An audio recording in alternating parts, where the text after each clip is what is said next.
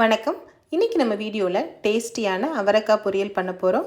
இந்த அவரைக்காய் பொரியல் பண்ணுறதுக்கு நமக்கு என்னென்ன பொருள்லாம் தேவை, இதை எப்படி பண்ணலாங்கிறத வாங்க நம்ம வீடியோக்குள்ளே போய் பார்க்கலாம்.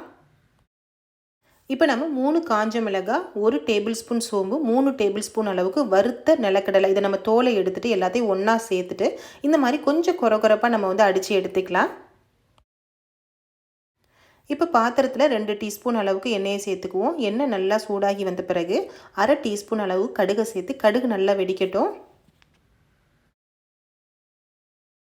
கடுகு வெடித்ததும் 2 காஞ்ச மிளகாவை சேர்த்துக்குவோம். காஞ்ச மிளகாய் நல்லா செவந்து வந்த பிறகு பாதி வெங்காயத்தை பொடியாக கட் பண்ணி வச்சுருக்கேன். இதையும் நம்ம சேர்த்து வதக்கிக்கலாம்.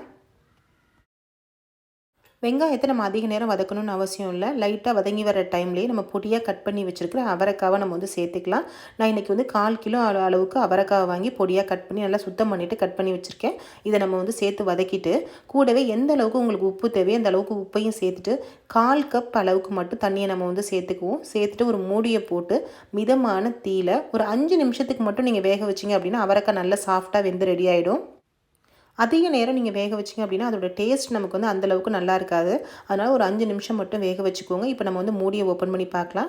நல்லா அவரைக்காய் சாஃப்டாக வெந்து ரெடி ஆகிடுச்சு. நம்ம விட்ட தண்ணி எல்லாமே நல்லா சுண்டி நல்லா சாஃப்டாக வெந்துருச்சு. இப்போ நம்ம பொடி பண்ணி வச்சோம் இல்லையா, நிலக்கடலை, சோம்பு, மிளகாய் இதெல்லாம் பொடி பண்ணி வச்சோம், அந்த பொடியை இதில் சேர்த்து நம்ம கலந்துக்குவோம்.